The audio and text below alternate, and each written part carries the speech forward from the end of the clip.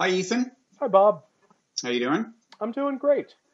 Good. Let me introduce us. I am Robert Wright of Blogging Heads TV. You are Ethan Zuckerman, known for a number of things. You are director of the Center for Civic Media at MIT. You're author of the book Rewire, and you have just written a piece that a lot of people are talking about for The Atlantic, called "The Internet's Original Sin," in which you decry the advertising-based model of internet revenue and attribute to it a number of social ills and talk about some alternatives to it. But before we get into that, Ethan, I have to say that before reading this piece, I had no idea how much you have to atone for. And I think maybe you know what I'm talking about. You Maybe know, not. it's interesting, Bob, because my confession in this piece was basically a parenthetical, and it's something that I've said before. I've been on the record about Mm-hmm. this for a long time, Mm-hmm. um, but I am one of the people who helped bring the pop-up ad to life. Um, Thank you for that. Ethan, on behalf of America and the world, I'd like to thank you for the pop-up ad. Uh, Thank you is not what most people have been saying when they've That's been not what I reacting to mean this. either. I will say it is one of the more interesting aspects of the last week. I put out this, what I thought was a very serious sort of argument about the corrosive effects of surveillance on American society. Mm-hmm. And we managed to have about 20 hours of conversation about that. And then CNN Money wrote a piece titled Inventor of Pop-Up Ad Apologizes. And since then, I've been getting, 5 or 10 requests a day for interviews, asking me for public atonement. I'm also getting threats in many different languages, threats Really? from Croatian to Brazilian Portuguese, demanding that I do something. I mean, essentially Like assuming retract the invention? what someone said, I think this person probably had Chinese as their native language, was, "It is your Frankenstein monster, only you can kill it." And I wish that were actually true. I wish that, having put a pop-up ad on a user's webpage on tripod.com in late 1996, that I somehow magically had the code that I could just launch on the web and sort of undo it all. But that's really not how these things work. So Mm-hmm. certainly didn't expect that that would be the takeaway from this article, but that does seem to be the first thing that everybody wants to talk about. No, you're right. And we will spend most of the time talking about the more substantive parts of the article, including this kind of connection between the advertising based model and surveillance. But first, I have to say, I was a little surprised by what the original rationale of the pop up ad was. I had thought it was invented just so it could dominate your screen and shove advertising down your throat as Yep. forcefully as possible. But that is not why it was invented, right? Yeah, not in the least. So let me sort of set the scene for you. This is late 1996. I think at this point, the VP of Research and Development for a company called Tripod.com. Tripod is one of the top 20 firms on the web at that point. And the reason we have so much traffic is that we are hosting web pages for millions of users. And this is a business we got into almost by accident. We thought we were going to be a content site. We thought we would be providing content for college students to figure out how to navigate their post college life. But a feature that one of my programmers, a guy named Jeff Vanderkloot, had put on the site late one night ended up dominating our entire business. And something like 95% of the traffic we were serving was on user web pages. We knew we had to find some way to recover the cost. So we started putting ads on user web pages, and this was pretty standard at the time. Our main competitor, GeoCities, was doing the same thing. We then got a call from an advertiser who had found an ad for his car company Mm-hmm. on an obscene page. And it was a page that we shouldn't be hosting, and we ended up deleting the Well, more page. specifically, it was a page celebrating anal sex, right? Photographically celebrating anal sex. Yeah, and I'm not aware of any car companies who have used that as a theme. I mean, you could, I mean, a backseat, I guess. Well, anyway, but People have argued for a while that Subaru was looking for the lesbian market, but I'm guessing that this auto company did not really want to be associated with gay porn, which they were in that case. uh And So my boss came to me and sort of said, look, we've got all of these homepages. We know that we have to put advertising on them. We also know that we can't review all these web pages. Not only can we not physically do it, but we are worried under the Digital Millennium Copyright Act that if we did review them, we would then be responsible for all of their content. So we need some way to sort of distance the ad from the page. Mm-hmm. And what I decided to do was invent something that I was calling the navigation console. So when we opened the home page, we would open a second little window. And in that window would be tools to sort of surf through different tripod pages and find our content and edit and update your page, and also a little ad. And we were doing this as a 200 by 200 square ad in either a horizontal or a vertical window. And I thought it was pretty elegant. I thought it was pretty cool. It was actually something that let you know that you were on tripod. It gave you a couple of functions, and it also incidentally gave you an ad. We put it up. There was no big reaction to it. In about a week and a half, GeoCities had put up a much simpler one. It just had GeoCities branding and an ad in it, no real navigation. I looked at their source code. It looks like they were using the very simple snippet of JavaScript I'd written to do it. So we joked for a while that they had But I guess you feel that information wants to be free, right? So what's the difference? It wasn't a choice at that point, Bob. These were back in the days of everything being written into the HTML.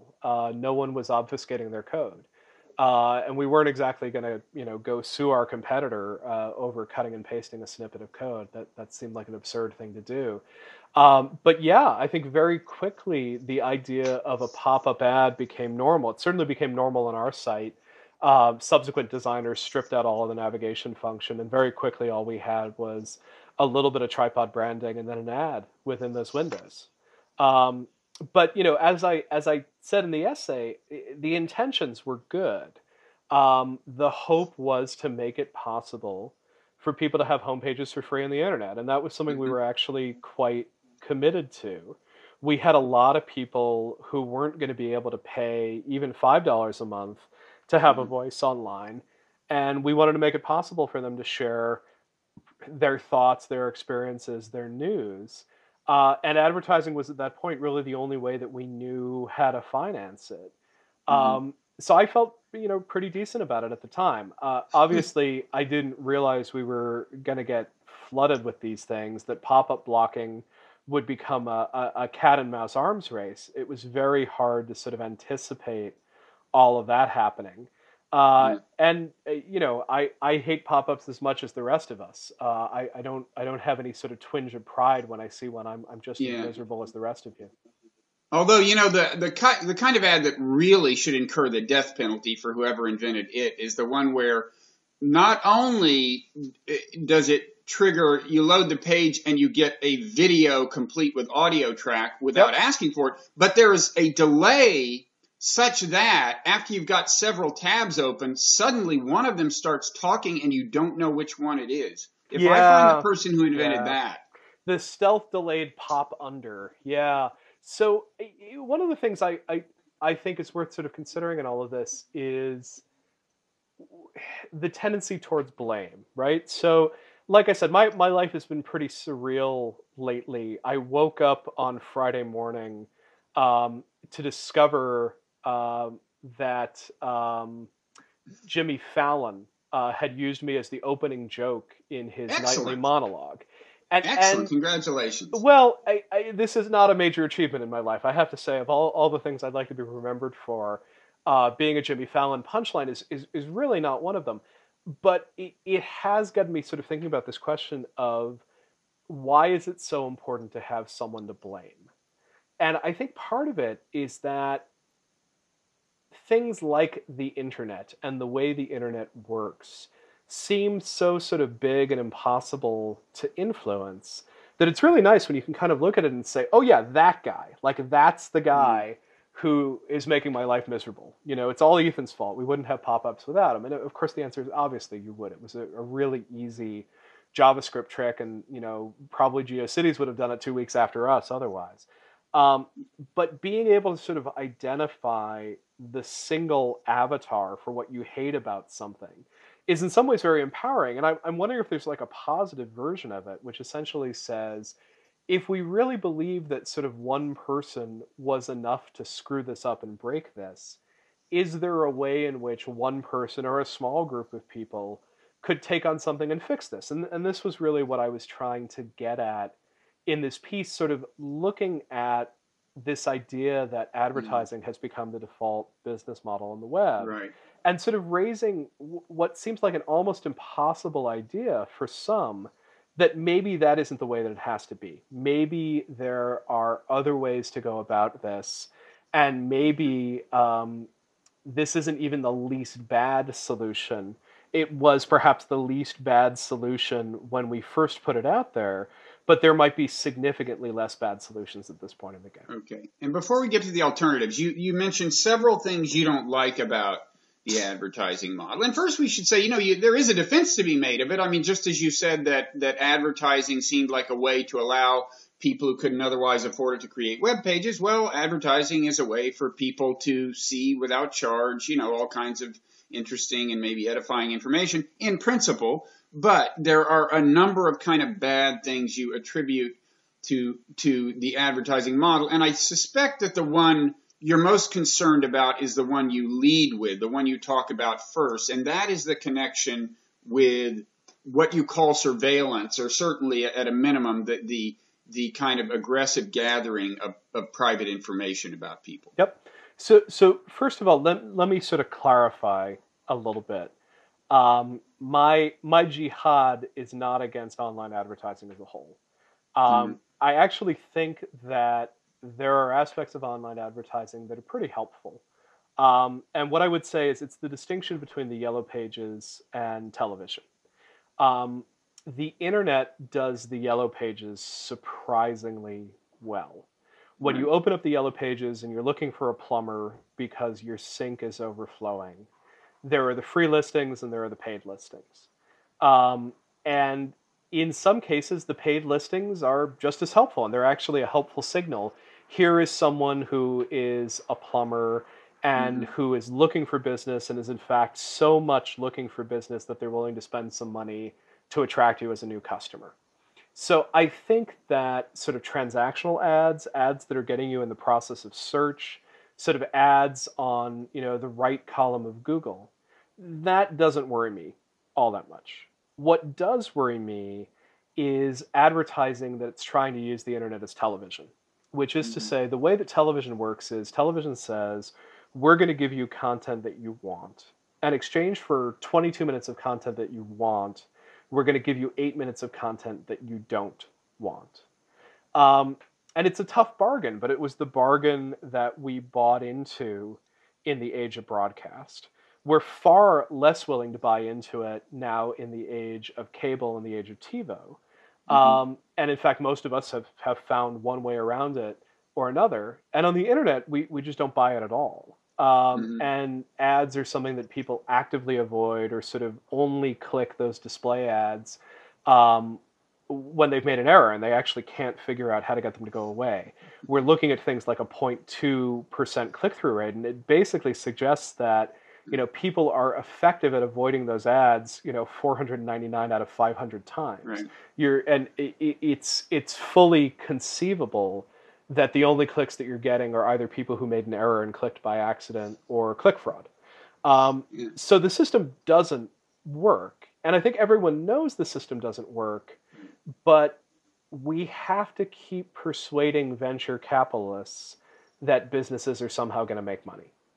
And so you have new startups essentially saying, look, we're going to make money two ways. We're both going to produce ads that are more effective than any other display ads out there. And we're going to get there by learning an enormous amount about the people using our site. We're going to be very aggressive about collecting and collating information. And we're going to use that to do terrific psychographic targeting to those users. And also, we're going to treat that data as an asset, and we're going to sell it off to other brokers. And this has become so standard, so stock as far as a VC pitch. I had a friend come to me earlier today. She is manufacturing medical devices. She's manufacturing medical devices for the developing world. And one of the problems that she's having with her VCs is that her VCs want this to be a data play. They really want her to redesign her device. So what they're getting is marketing data on cholera patients. And this is just crazy. This is broken. It has very little to do with what the data is actually worth. It's a story we're telling ourselves. It's a myth. And your contention. So in other words, not many people are actually making it work economically, that you gather enough data about people to serve them ads they actually want to see, and then also sell the information and so on. The business model is not actually working, you're saying, except as a way to fool investors into kind of thinking that it could work or will work someday. But your view is that it really won't work someday. Am I right in that inference? Yes, and so my exhibit for this would be Facebook, right? So Facebook is the biggest site in the world in terms of attention minutes, in terms of capturing human attention. It's the biggest game in town. And yet, Facebook is only able to monetize our attention at a very, very low cost. So if you look at Facebook's cost of running a site and serving ads, if you look at their revenue and their profits, if you break it up in terms of how many users there are at Facebook and how long those users spend on the site, it looks like your attention as a Facebook user is worth about a penny an hour to Facebook. That's crazy. The fact that over the course of an hour, Facebook is going to show you many, many ads, and that collectively those ads are worth a penny of profit. And then you sort of look at this and you say, it's not like Facebook is shy about collecting demographic data on you. Facebook knows your age, your location, where you went to school, your gender, whether you're married or not. They know your social network. They know what you claim to like. They have an incredibly rich demographic and psychographic profile of you. And yet, that seems to be worth a penny an hour.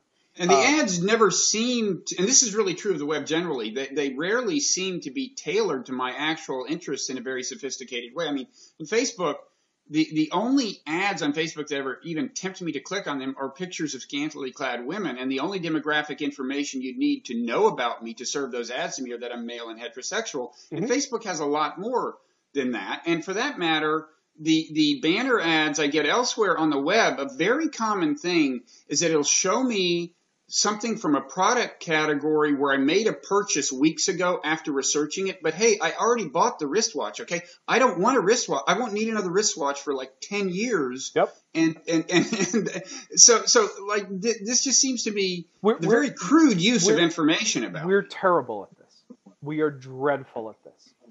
And it's possible that folks like Jeff Jarvis are right, and Jeff's reassurance on this is no. It's really early. We're just in the first innings. You'll love advertising once it becomes germane and relevant to you. And I just think he's wrong. I don't think I'm ever going to love display advertising. I think I may love really well-targeted germane ads while I'm searching for something. When I go to Google and I say I'm looking for a wristwatch, getting a really thoughtful, well-targeted wristwatch ad might not be a bad thing. But when I'm on Facebook trying to write to a friend expressing my sympathy for the death of her mother, or when I'm writing an email to one of my students who's having a hard time with a class and Gmail wants me to click on something, you are demanding my attention at a moment when I don't want to give it to you. So first of all, I don't think we're ever going to love these things. But the second thing that I'm much more worried about, and this is really me building on a great essay by a terrific thinker and programmer, Moshe Shiglowski. And Moshe argues that if you are running a venture-backed startup, you're not really selling ads. What you're selling is an investor story time. And investor story time is I have to tell my investor that my ad inventory and my users are going to be worth so vastly more than anybody else out there. And that's why they should invest in me, because I'll do it better than Facebook. Mm-hmm. And the fact that Facebook is so bad at it actually makes investor story time a little bit easier. If Facebook was doing a great job of targeting ads, Right. it would be hard to make the case that you were somehow going to do better. But because Facebook is so bad at it, it's not hard to sort of stand up and say, there's got to be a better way to do this. And Miche correctly suggests that what everybody is doing is trying to put more and more information into this. They're trying to link more aspects of your online behavior. They're trying to get a more thorough profile by correlating between different cookies. We're starting to see advertising that is trying to figure out your path through the physical world.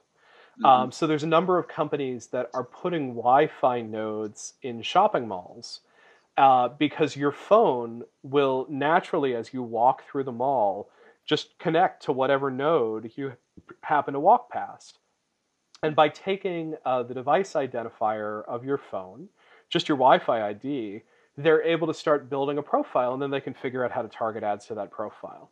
And then if you happen to go and log onto a service while you're using that Wi-Fi, they then link it to that profile, and they can now say, oh, not only is Ethan a 41-year-old white man, but he walks past this store 3 times a week. Obviously, it's time to send him a coupon. And, perhaps that's going to get a 0.3% click rate rather than a 0.2% click rate. But in the process, we've gotten everyone very used to this notion that if you're doing something online, you have to expect that you're paying for it by being surveilled at all times. And that's what really worries me. And that is your main worry. There are other things you talk about in the article, and I think there's some cases where I'd be inclined to argue that the problem you're talking about doesn't have maybe as much to do with advertising as you seem to think. I mean, one effect is the so-called filter bubble or echo chamber, where we kind of surround ourselves with information and people that's congenial to the worldview we already have. And I would think that a lot of that has to do with just kind of the known tendency of people to affiliate with people who have comparable perspectives, the tendency of people to surround themselves with evidence that confirms their pre-existing worldview. So, I mean, you do think the filter bubble, I assume, would be something of a problem without advertising, but or maybe I'm wrong about that, but in any event, you think advertising somehow reinforces the effect, right? Well, so a couple of things. I love Eli Pariser. I think he wrote the book, The Filter Bubble. Incredibly good at branding. What he means by the filter bubble and the way that we've all started using the term are actually quite different things. What you're really talking about is what Cass Sunstein calls the echo chamber, and the tendency of us to get surrounded at all times by content that we agree with. The filter bubble is sort of Eli's twist on this, where he basically says, here's how Facebook makes it worse. They use an algorithm to sort of target and personalize to you. And here's where my argument sort of comes in. The reason that Facebook wants to personalize to you is both because they think you'll have a better user experience, but also because it's a great chance to shake you down for personal and demographic information. When you personalize a news feed, you're giving a lot of very valuable information about who you are and what you're looking for. And I think the incentive to personalize media is really coming again from investor story time. It's coming again from the sense of, if we just know everything about the user looking at our ad, we'll make the ad more meaningful. So I am concerned about personalization as a whole. I wrote my own book on this topic, Rewire, which sort of looks a little bit beyond what Cass Sunstein is talking about with the echo chamber and what Eli's talking about with the filter bubble, and sort of suggests that this is more than just left-right politics in the US. It's really about us, them on a global scale. And that tendency to self-affiliate, that tendency towards homophily, is at least as powerful and profound in terms of Americans versus the rest of the world. Not only am I likely to hang out with other New England Democrats, but I'm at least as likely to hang out with Americans as I am with non-Americans, and that has its own set of problems. But no, I mean, my real worry in this is the normalization of surveillance. And what it really comes Right. down to for me is I think, like a lot of people, I was surprised and shocked post Snowden, not so much at the Snowden revelations. It was confirmation of what a lot of the internet's most paranoid citizens had worried about for a very, very long time. What I was shocked at was how divisive a figure Snowden was. Yeah.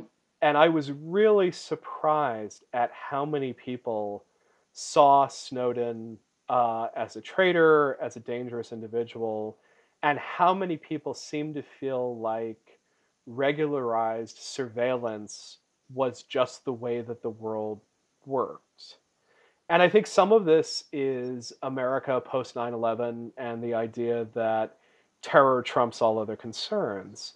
But I really do feel like a big part of this is that having trained everyone to understand that whatever they do online is public behavior, could come out to haunt them, and at the very least will be used to target ads to them. That to me strikes me as just a norms change in society that's potentially extremely dangerous and that I don't think we've thought through the implications of carefully enough. Okay, so that's your main motivation for wanting an alternative to the advertising model. You talk about a couple of alternatives. Probably the main one it seems to me the one you take most seriously is the kind of, the subscription model, whatever you want to call it, where people actually pay to get content that is famous as having in many cases not worked all that well. In some cases it has worked okay, but it's known to be challenging to make certainly the variant of it known as a paywall work, right? Mm-hmm. But you see some glimmers of success. Well, so it's interesting. This article has clearly struck more of a chord with news people than it has with, in some ways, the intended audience, which was software developers. Mm. So I think subscriptions may be able to work for some types of news content. I do pay for the New York Times. I pay for a whole lot of different podcasts in one fashion or another.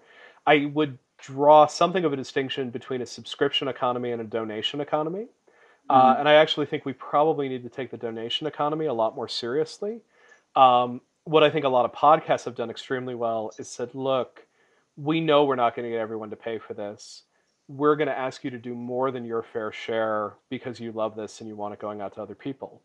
And I would say that, when I get that call from This American Life or from Welcome to Night Vale, two podcasts that I am a regular donor to, I do my best to step up and honor it, in part because I think the philanthropic model in some ways is a healthier model than the pure subscription model. I think the model of you can't have the New York Times if you happen to have the quite a bit of money to pay for it is sort of less helpful than in some ways saying, we'd really like you to pay for this, and in the process we're going to try to make it free because we think it's an incredibly valuable public service. But put that to a side, because that really wasn't in some ways where I was going. What I was going for in a very real way was, could I have Facebook without the ads and without having my data sold? And what would it cost Facebook to do it? And would it be worth it to me as a consumer? Mm-hmm. And the answer for me personally is on Facebook, nah, probably not. I'm not a heavy user there. I'm not a big fan of how the community works. I maintain a presence because old high school friends maintain a presence. But you'd probably pay a penny an hour, which would get them to the break-even point, apparently, right? I mean, well, so that's the funny thing, right? So for Twitter, which I'm a heavily I would pay for Twitter. I would pay for Twitter. Well, so here's the thing. Like, let's assume I'm not going to assume that Twitter is somehow fantastically a better revenue generating engine than Facebook, right? If we can agree on that. Mm-hmm. And so if Twitter is making a penny an hour off of me, and they probably aren't even making a penny an hour off of me, and I showed up and I said, hey, Twitter, $10 a year, I'm in. Is that a good deal for them? Mm-hmm. And the answer is, if you're actually talking about real revenue now, The answer might be yeah, probably is. Particularly if you still have the option to be a free Twitter user and be under whatever sort of scrutiny and whatever sort of data capture you're currently under, but charge for the premium services. Mm-hmm. The most obvious for this is Gmail, which I already pay for, where I pay for storage, but would be thrilled to get some sort of auditable security guarantee that says that Google can't read my mail either the good old-fashioned way of reading it or read it algorithmically to target me ads. And Mm-hmm. some way of sort of reviewing that, that would be very, very interesting and something that I could potentially imagine paying for. And so where I really wanted to start to go on that was, could we have an I'd pay for Twitter movement? Could we have an I'd pay for Gmail movement? Um, and I But think the answer is that those companies might respond by saying no, and that they are still imagining some sort of a mythical upside from having all that data, and just sort of mhm. assuming that one of these days they're going to emerge with the data profile so perfect that no advertiser can resist. But I really am fascinated by folks like Mache, who runs a service called Pinboard, where I signed up for the service for $5 3 years ago. He Mhm. hasn't asked me for a penny subsequently. And Um, that's like that's a bookmark sharing thing where kind of like on Twitter, you wind up being led to things you want to read by what other people in the network want to read. Is that it? what it really was a replacement for Delicious. So many of us relied on Delicious as a bookmarking service. Hmm. And bookmarking turns out to be one of these things that people get pretty emotional about. If you've kept your bookmarks of everything that you've read on the web, and then suddenly Delicious gets sold to Yahoo and it doesn't work the way that you wanted it to anymore, you Hmm. really do feel very trapped. And so Hmm. Mache sort of made a very explicit promise. Um, I'm going to let you in for a very low price. I'm not going to hold your data. You can export it at any time. He's now trying an upsell on top of it, where for $25 a year, he will not only take all of your bookmarks, but he will actually archive any page you link to.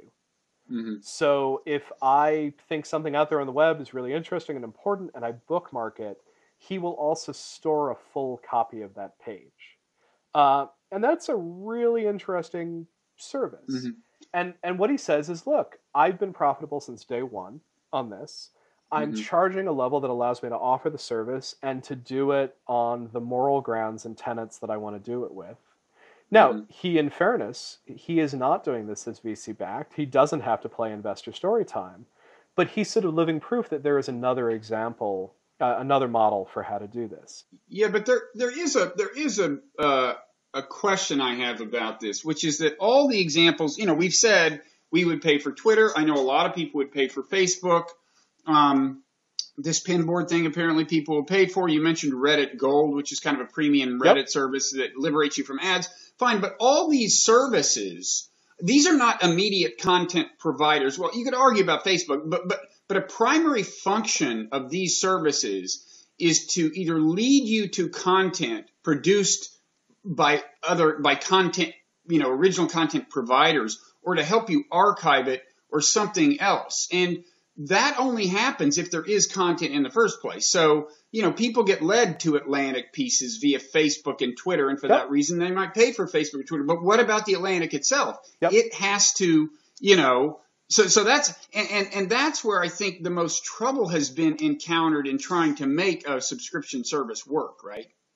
Well, I think that's right. And I think that given the incredible diversity of what's out there, having everybody run their own subscription service is probably not the way to go. So again, I'm going to go back to the podcast world because this is a world where there's an incredible amount of creativity going on right now, and people are actually finding some very interesting ways to get paid. Mm-hmm. Um, Most high quality podcasts are putting out one show of between, let's say, 15 minutes and an hour once a week. And that's kind of a low level of content at which to get someone to subscribe. So you're starting to see some of these guys band together in networks, and they're doing cross promotion and they're doing cross support. And the idea is, I really like 99% Invisible. and they're part of a network called Radiotopia. And so I give to Radiotopia to support 99% Invisible, and in the process, I'm supporting Ben Walker's Theory of Everything, which also happens to be a terrific podcast. And so there's a whole chunk of content at that point that I can suddenly feel very good as a donor for having Mm-hmm. supported, and I'm more likely to sort of pay some attention to. Mm-hmm. So I think some combination of networks, of subscription, and possibly moving more towards the look, this is not that we're putting up a hard paywall, but it is that, you know, you're spending a lot of time on our site and we'd really like you to step up and help us out with it. Mm-hmm. To me, that seems like a more plausible way to go. The other thing that I ended up suggesting in the piece, and this is not a new suggestion, and anything it's a 30 or 40-year-old suggestion, is that at some point we may need to find some way to deal with micropayment. Right.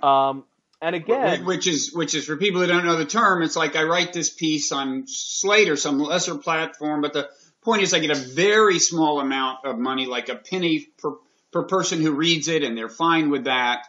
And one of the problems with that is the transaction costs. Well, there are a lot of problems, but anyway, what is your? Well, I've long had high hopes for that, but they've faded. So cheer me up. So there's a ton of problems, and I think it's one of those ideas that because it has failed so miserably in the past, people are actually sort of afraid to pursue it again. But there's a couple of things to think about. One is that if micropayments are not so much about, you know, getting a penny each time you look at a page, but instead are sort of giving you an awareness of where you're spending your time and asking you to sort of allocate your money. So some of the systems that essentially say, what is it worth to you to have good content on the internet? You know, are you willing to spend $10 a month supporting the content providers that you care about? You know, that's an amount that I would feel comfortable with. It's probably too high for some. It's probably too low for others. Having a tool that simply keeps track of where you spend your time, where you spend your attention, and then essentially allocates a donation at the end of that would be one interesting way of sort of thinking about micropayment. So if I spend an hour a month on Blogging Heads TV, you get some share of that $10 that I'm putting up. If most of the content that I read happens to be in the New York Times, then we go over to the New York Times. And by the way, I reference the New York Times because I've looked at data from some link sharing services, and you would be astounded by how much of the content shared comes from that admirable site. So I totally understand why they feel the need to firewall. But I think sites like The Atlantic and the New York Times actually might benefit a great deal from that. So that's one that actually doesn't need a transaction cost. That just requires you to sort of put yourself under a bit of watchful surveillance and then essentially report or self-report that information. It's also possible that as we start getting into different forms of currencies, that the micropayment problem gets a little bit easier. The reason the micropayment problem is so hard at the end of the day is that right now, if we try to process a payment to a Visa or a MasterCard, you end up paying a minimum of 28 cents and then about 3% of the transaction. Oh, is that right? A minimum of 28 cents. That's right. So that answers my question. Just not to interrupt you for too long, but I had always wondered why, you know, why doesn't Amazon.com turn itself into the key payment service so that you would read the first paragraph of a piece and it says, if you want to read the rest of this, pay 10 cents and we need is your Amazon account, because they've got so many people's credit card information. But you've answered the question. Well, and so now proceed with the solution. Sure. So actually, let's play with that for a moment. If you buy things from the iTunes store, you may notice that you do a transaction, you buy a song for 99 cents, and you don't immediately get an invoice for it. And the reason that happens is that Apple is desperately hoping that you will do 3 or 4 more transactions in the next 48 you realize. Hours. Well, or just so that they can bundle them together and clear a $5 charge on your credit card. Anytime in the real world that you've gone to the coffee shop and it says $5 minimum for credit cards, this is why. Well, Amazon could do that, right? Sure, they could. They could essentially, I mean, for one thing, they could do it with Prime, where they know that you're going to make purchases over time. and Yeah. that they could essentially allow you to run a tab for a while. So micropayments work if you let a user run a tab, and micropayments could also work if you get to much lower transaction costs. And one of the reasons, probably the only real reason I'm interested in cryptocurrencies, is that in theory, you should be able to get to fairly low transaction costs on them.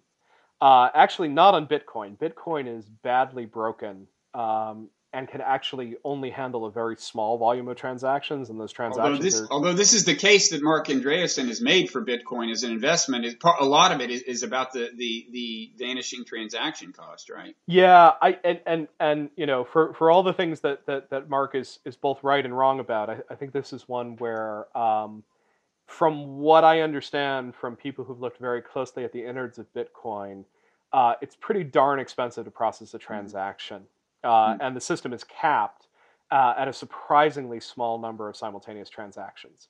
But whether it's Bitcoin or whether it's a subsequent cryptocurrency, we're now starting to get to the possibility where we sort of say, does this really have to cost about a quarter a transaction? What if this cost, a hundredth of a cent a transaction? That really starts changing the playing field, because the difference between a quarter a page and a tenth of a cent for a page might be a very different system. All that said, I'm still not a sort of hardcore, yeah, let's lock down the web, we'll pay for every page we see. I actually think some combination of subscriptions, donations, micropayments, and possibly, less horrible ads, transactional ads. I think it's pretty interesting what the ad block folks are trying to do with ethical advertising, where they're trying to do advertising that agrees that it won't track you. I think at least it's a step in the right direction. I worry that it may ultimately be doomed, because I do think that advertising as a whole is based around this idea that we're trying to capture your attention when you're doing something else. And it's just not a transaction that people want to engage in. It's one that we do out of necessity, not that we do because we're particularly satisfied with it. Yeah. No, I think if anything, people more and more resist having their attention yanked away from them by various things, because it's become such a problem generally in the modern world. And it's just an annoyance. But, well, listen, this has been very illuminating. So much so that I personally am willing to forgive you for having brought us the pop-up ad, Ethan. So I think you're well on the way to atonement. Well, I appreciate that. It's a great weight off my shoulders, and I have to say I feel better every time I tell people about it. So thank you for your forgiveness, Bob. I know you lie awake at night worrying about what I think of you, but you can sleep easy now. As so many of us do. Not enough. Okay, thanks a lot, Ethan. My pleasure. Always good to talk with you, Bob. Yeah, same here. Take care.